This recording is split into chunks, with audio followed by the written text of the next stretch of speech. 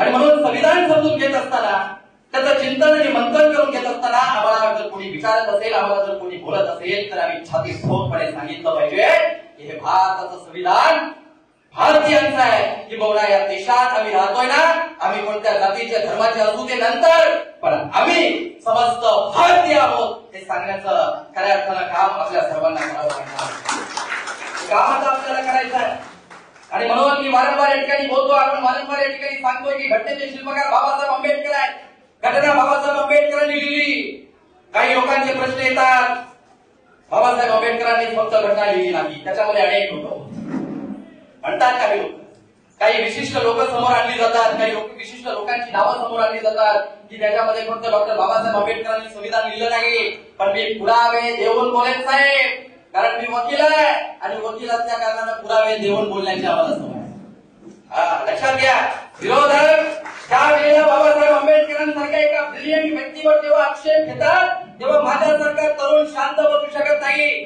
काय सांगताय की डॉक्टर बाबासाहेब आंबेडकरांनी फक्त हे संविधान लिहिलं नाही, त्याच्यामध्ये अनेक लोक होते. मी पुरावे देऊन बोलतो, कारण इतिहास हा जसा तसा मांडायचा असतो, त्याच्यामध्ये भेसळ करायची नाही.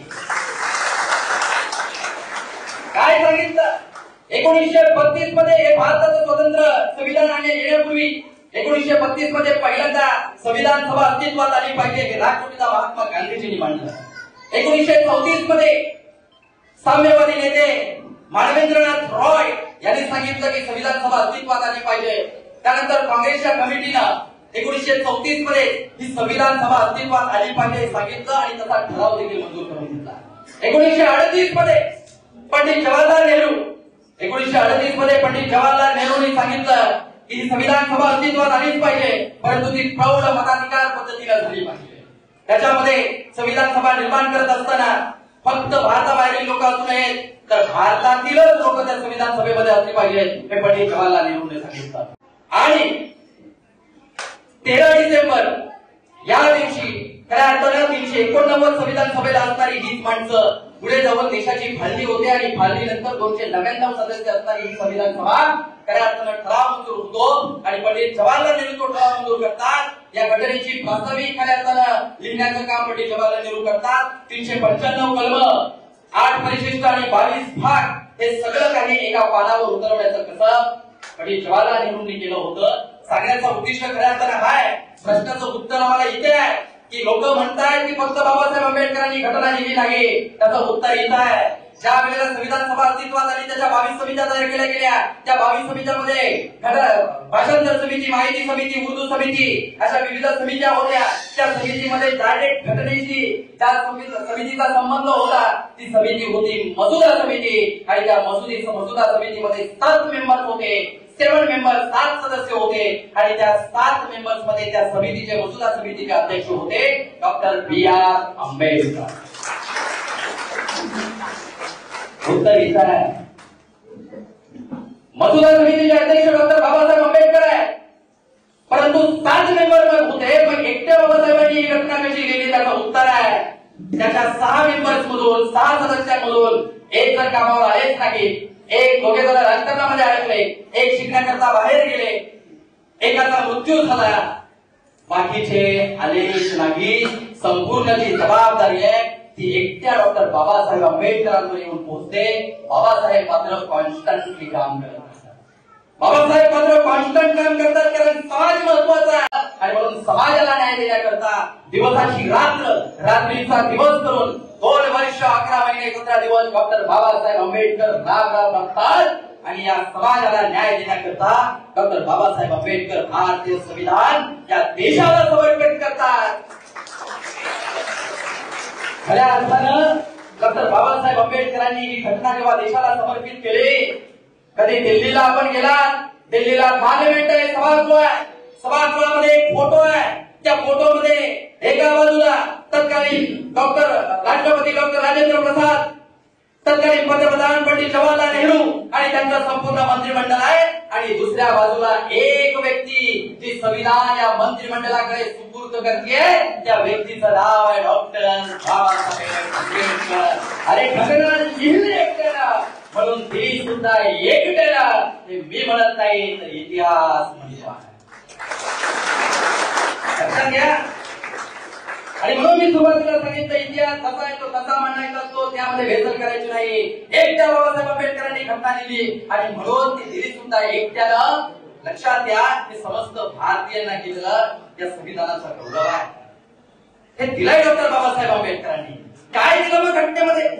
कायदा म्हणजे काय, संविधान म्हणजे काय, या देशामध्ये कसं जगावं, कसं राहावं, कसं पुरावं, कसं म्हणावं, हा सांगणारा कायदा म्हणजे घटना.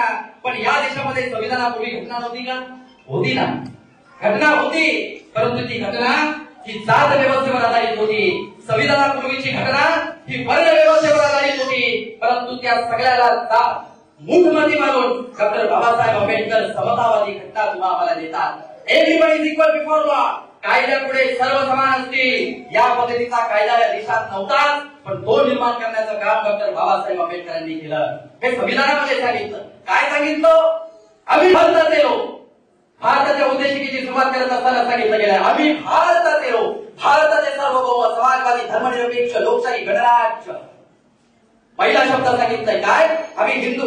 इथं कोणी हिंदू नाही, कोणी मुसलमान नाही, कोणी शीख नाही, कोणी पारसी नाही, कोणी बौद्ध नाही. तर या देशामध्ये राहणारा प्रत्येक जण हा भारतीय आहे. आणि म्हणून भारताच्या उद्देशिकेची सुरुवात केली आम्ही भारताचे, आम्ही भारताचे.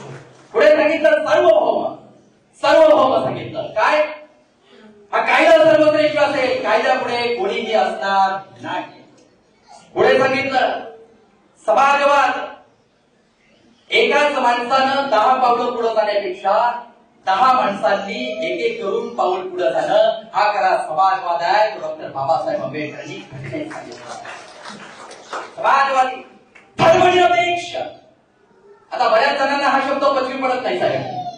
1976 मध्ये 42व्या घटनादुरुस्तीमध्ये हा समाजवादी आणि धर्मनिरपेक्ष शब्द आणला गेला. परंतु तो का आणला गेला याचंही चिंतन व्हायला हवं. याचंही चिंतन आमची अडाणी लोक त्याला काहीतरी वेगळं स्वरूप देण्याचा प्रयत्न करतात. शिकून अडाणी असणारी लोक काय सांगितलं? धर्मनिरपेक्ष.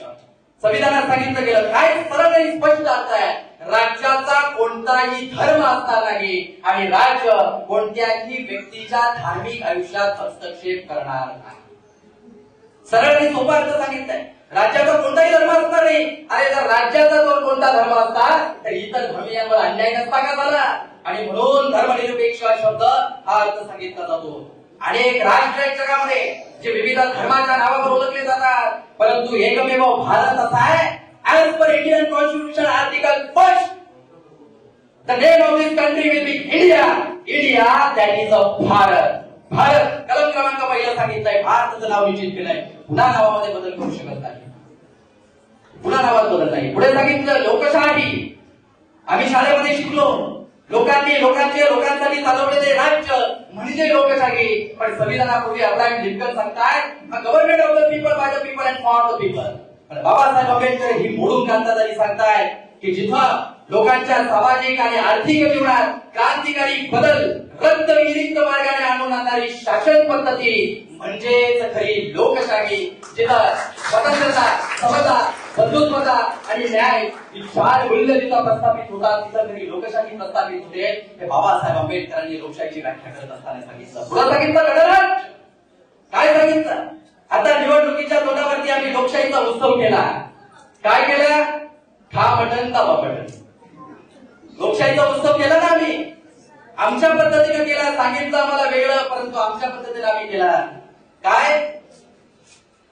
बाबासाहेब आंबेडकरांनी सांगितलं गणराज्यामध्ये इथून पुढे राजाच्या पोटी नाही तर मतपेटीतून जन्म घेईल. तो अधिकार मताचा तुम्हा आम्हाला दिला. आम्ही आमची मतच विकून टाकली. आमची मतच आम्ही विकून टाकली. काय केलं? निवडणुकीच्या आदल्या दिवशी रात्री 12 वाजेपर्यंत आपल्याला अपेक्षा असते 500 येतील 1000 येतील 500 येतील 500 येतील 1000 येतील. लक्षात घ्या गणराज्याचं हे स्वरूप जे होतं ते संपवण्यामध्ये जितके जबाबदार नेते आहेत ना तितके जबाबदार तुम्ही आम्ही आहोत हे देखील लक्षात घ्यायचं आहे. लक्षात घ्यायचं आहे. 5 वर्षाकरता 500 आणि 1000 तुम्ही आम्ही घेतले. मग एखादा उमेदवार निवडून आला विशिष्ट, मग निवडून आल्यानंतर तो पहिल्यांदा काय करतो? त्याने टाकलेले 50 करोड 100 करोड पहिल्यांदा ते वसूल करतो. विकास केला. जबाबदारी कोणाची आहे? आज सर्वसामान्य कुटुंबातला एखादा उच्च शिक्षित असणारा कर्तबगार असणारा मुलगा जर एखाद्याला राजकारणामध्ये उतरायचं असेल ना तर तो राजकारणात उतरू शकत नाही का? कारण लोकशाहीची हत्या तुम्ही आम्ही केलेली आहे. महापुरुषांच्या विचारांना महापुरुषांचे अनुयायीच संपवत असतात, हे लक्षात ठेवा. तुम्ही आम्ही संपवलेला. ही जबाबदारी कोणाची होती? ही जबाबदारी आपली होती. आपण जर विदाऊट पैसे घेऊन एखादा उमेदवार निवडून दिला असता तर आज ही अवस्था आली नसती पहिल्यांदा.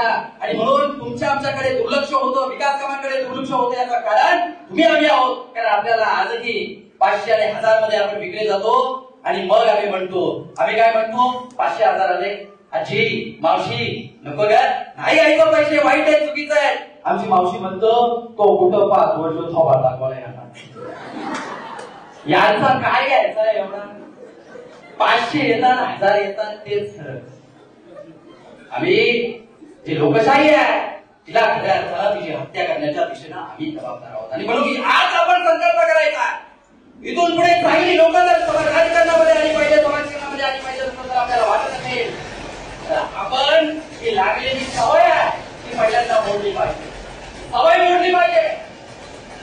हे खऱ्या तर आपण लक्षात घ्यायचंय. काय सांगितलं गणराज्यामध्ये? सांगितलं त्या वेळेला सगळा मंजूर झाल्यानंतर कमिशन सोबत चर्चा करायला असताना कमिशन सोबत चर्चा करून जेव्हा डॉक्टर बाबासाहेब आंबेडकर घरी येतात डॉक्टर बाबासाहेब आंबेडकर उभे आहेत, नारायणचंद्र ऋतू विचारतायत, बाबासाहेब आपण इतर दिवसांपेक्षा आनंदी दिसताय, आपल्या चेहऱ्यावर आनंद आहे, स्मित हास्य आहे. बाबासाहेब काय आहे सांगा ना. बाबासाहेब दारातून घरात येतात, खुर्चीत बसतात, न राहून नारायणचंद्र ऋतू विचारतायत, बाबासाहेब सांगा ना असं काय झालं? सांगा ना बाबासाहेब असं काय झालं? का आनंदी आहात आपण? इतर दिवसांपेक्षा आपण वेगळे आहात, सांगा ना आपण काय झालं? तेव्हा डॉक्टर बाबासाहेब आंबेडकर सांगतायत की आज रस्त्यावरच्या भिकाऱ्याला आणि महाराष्ट्राच्या राजाला मी एका समान दर्जावरती घेऊन आलोय. आज राजा इथून पुढं राजा आईच्या पोटी राजाच्या पोटी जन्माला येणार नाही, तो मतपेटीतून जन्म घेईल. तो मताचा अधिकार बाबासाहेब आंबेडकरांनी संविधानाच्या माध्यमातून दिला आहे. हे आम्हाला सांगता आलं पाहिजे, हे आम्हाला बोलता आलं पाहिजे. हे घटनेनं आम्हाला दिलं. आणि गणराज्य नंतर तिसऱ्या भागामध्ये तुम्हाला मला सांगितलं समान दर्जावर संधीची समानता. प्रत्येकाला संधी मिळाली पाहिजे.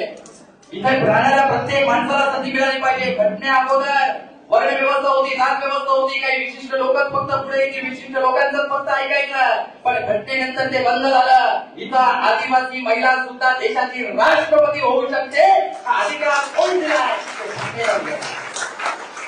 ग्रामपंचायतची सदस्य, ग्रामपंचायतची महानगरपालिकेची नगरसेविका, आमदार आहे, खासदार आहे, सगळा अधिकार कोणी दिला? तो भारतीय संविधानाने दिला, डॉक्टर बाबासाहेब आंबेडकरांनी दिला. हे माझ्या सगळ्या समाज बांधवांनी लक्षात घ्यायचं, माझ्या महिला भगिनींनी लक्षात घ्यायचं आहे. हे दिलंय. काय सांगितलं? आर्थिक समानता आली पाहिजे. ज्यांच्याकडे शिक्षण आहे त्यांना नोकरीची संधी उपलब्ध करून द्या, व्यावसायिकांना संधी उपलब्ध करून द्या. आर्थिक समानता आली पाहिजे. देशामध्ये राहणारा प्रत्येक माणूस हा जगला पाहिजे, तो उपाशी राहता कामा नये. सामाजिक न्यायमध्ये सांगितलं इथं कोणी उच्च नाही, कोणी नीच नाही, कोणी श्रेष्ठ नाही, कोणी कनिष्ठ नाही, तर इथं प्रत्येक इक्वल आहे, समान आहे. हे घटनेनं सांगितलं. राजकीय न्याय, प्रत्येकाला राजकारणाचं आरक्षण दिलं. आदिवासी महिला देखील राष्ट्रपती होऊ शकते आणि पंतप्रधान देखील होऊ शकतो. म्हणजे फक्त एका वरिष्ठ पातळीवरती असणारा स्वतःला उच्चवर्णीय म्हणून घेणाराच फक्त आपल्याला अधिकार गाजवू शकत नाही, तर तुम्हा आम्हाला सुद्धा इक्वल राहण्याचा अधिकार घटनेनं दिला. हे राजकीय आरक्षण, राजकीय समता याच्यामध्ये प्रस्थापित केलेली आहे. हे घटनेच्या सगळ्यात सुरुवातीला सांगितलंय. कलम क्रमांक 1 सांगितलं.